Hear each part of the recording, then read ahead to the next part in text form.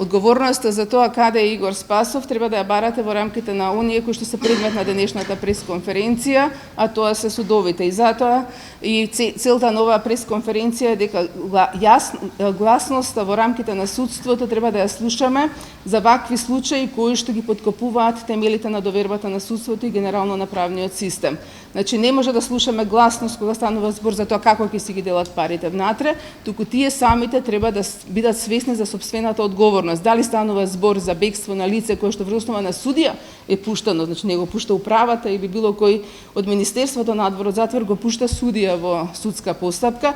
Исто така, дали станува збор за застарување на судски постапки заради тоа што не се закажуваат навремено и не се закажуваат доволно често, тоа се прашања кои што навистина фрустрираат во однос на она што значи работење на судството. И затоа очекувам сферата на судството, тоа значи и судиите, и судската администрација, и синдикатите во рамките на судството да ги отворат тие прашања, бидејќи тие се прашањата кои што ги интересираат граѓаните. Политичката партија СДСМ од Чириле и Драги Тригли отвори токму овие прашања, но и во борба за претходниот мандат наговести ветинг, се разговараше за реформи, за реизбор на судии, но ништо тоа не се случи, одново повторно се проведуваат тие ветувања.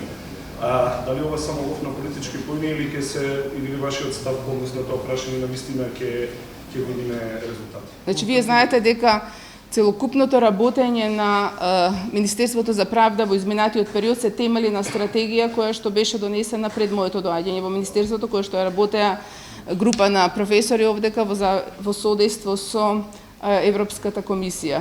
Насоките и стратегијата за реформи во правосудството се дадени во заеднички диалог меѓу Европската комисија и тогашната работна група која што работела на стратегијата која што ние ја следиме.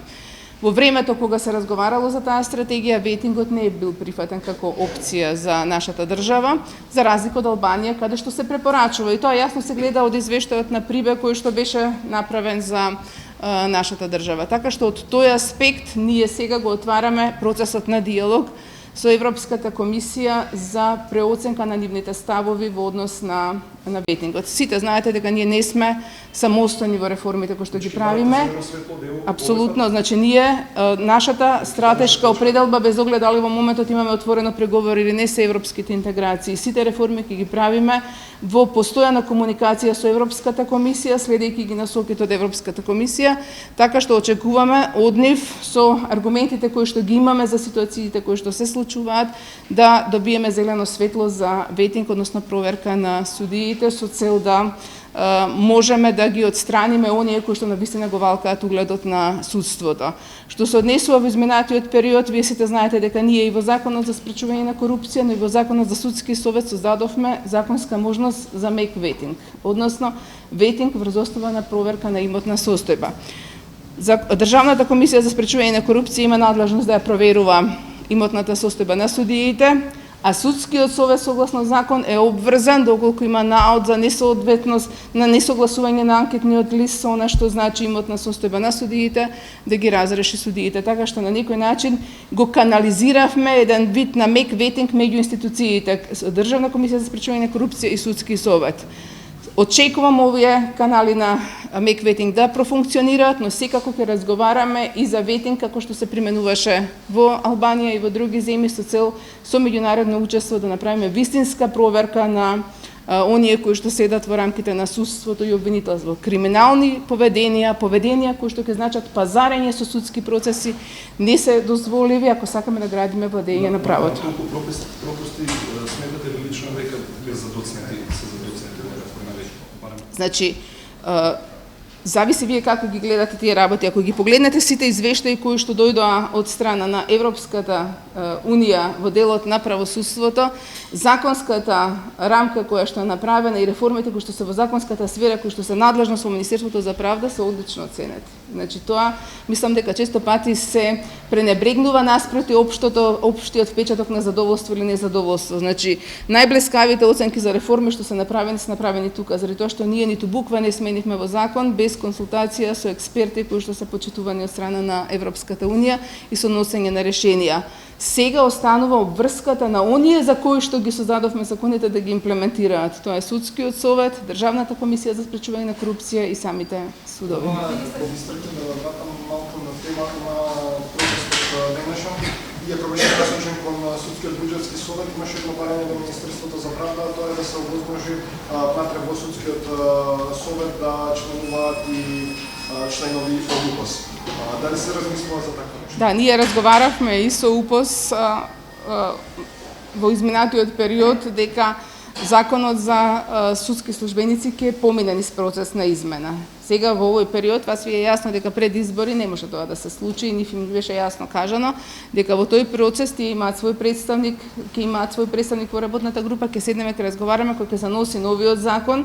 Има многу пропусти во тој закон што треба и без тоа да се испеглаат, но секако ќе се земат во предвид и нивните барања. Јас не гледам апсолутно никаков проблем во прифаќање на нивното барање. Сметам дека кога се носат одлуки во судскиот буџетски совет и тоа одлуки што ги засегаат сите чинители, сите тие треба да бидат представени во овој совет. Дали тоа да свативме дека да се прави една вид злоупотреба ставајќи значи сите дека се во ризик, сите работени дека се со прековремена работа во ризик, дека линеарно се дели тоа, а не треба да биде така? Значи, и коментар ваш за председателот на најголемиот суд што им даде поддршка на колегите значи, да. Кога станува збор за начинот на поделба на додатоците се даваат врз основа на 3 основи. И сега ставена е процедура во која што председателот на суда треба да оцени кој од вработените ги исполнува тие услови. Значи не станува збор за генерално зголемување на плата, па сите линеарно да добиваат средства, туку треба да се оцени кој колку ги исполнува тие основи за додаток. Така што од тој аспект навистина зачудува како во изминатиот период се применуваат тие одредби. Најверојатно заради мир во куќа претседателите се тераат линеарно, но тоа не е основата на законот. Значи имате вие суди кои што се навистина оптеретени, кои што се во ризик со одредени предмети, имаат доверливи предмети и суди кои што не судат такви случаи. Исто така имате вработени во судска администрација од највисоко до најниско ниво со различни степени на ризик, одговорност и доверливост. И треба да бидеме искрени што представува законот. Во однос на она што го видовме дека председателот на кривичниот суд господинот Џолев дава поддршка на своите на оние кои што протестираат од неговиот суд, можеме да ви кажеме дека е многу лесно да дадете поддршка на луѓе кои што протестираат за средства, за зголемување, особено ако ви се тие вработени. Многу потешко е да дадете поддршка на протест или да протестирате за морални вредности. Јас искрено очекувам председателот на кривичниот суд во Скопје да излезе со протест, со влијание врз своите колеги, со јасност и гласност зошто некои судења не се закажуваат по 3 месеци, зошто застаруваат предмети во неговиот суд. Тоа се дилеми и прашања кои што ги поставува јавноста и кои што очекуваме. Заради тоа што ние сега во измените на Законот за судови и во Законот за судски совет ставивме основи за одговорност за одолговлекување на судски постапки. Значи, тие се прашања за кои што јавноста ја интересира, особено судиите, што ќе кажат во кривичниот суд и што ќе каже председателот на кривичниот суд. Инаку е многу лесно да протестирате и да дадете поддршка на некој што протестира за средства. Факт е дека истите суди од тефтерчињата што беа за време на претходната власт се скандалозни одлуки, дека денеска влакно не им фали, си работат во истите судови и се донесуваат одлуки. Затоа, освен председателот на Врховниот суд, кој што во прв степен е разрешен, а во втора степена постапка, факт е дека сите тие суди и натаму си донесуваат одлуки, односно право раздаваат во тази мисла. А вие 3 години ги молите? Зошто оваа власт не сме насили 3 години, колку што сега вие не сте 3 години на оваа позиција, меѓутоа да прашам ви како граѓани, да направи некаков напор на вистина да има прочистување, меѓутоа не само да сме на состојба, туку во смисла на донесување на одлуки, заради тоа што има скандалозни одлуки. Значи, од аспект на донесување на одлуки мора да се води сметка и каде опфаќа судскиот имунитет. Значи сега не сакам да зборувам популистички, заради тоа што кога станува збор за судски постапки за кривично право мора да водиме сметка и за стручноста и за она што значи професионално работење. Значи судиите во некој начин за сопственото одлучување уживаат имунитет, како што и пратениците уживаат. Да бидеме искрени, тоа е уставна категорија, не е прашање.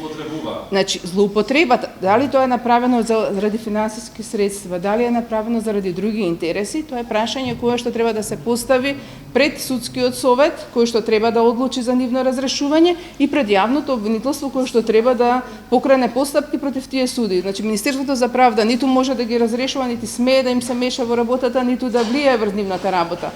Но исто така јас си земам за право сега да потсетам дека за кривичните дела кои што ги прават судиите надлежно јавното обвинителство и очекуваме да делува.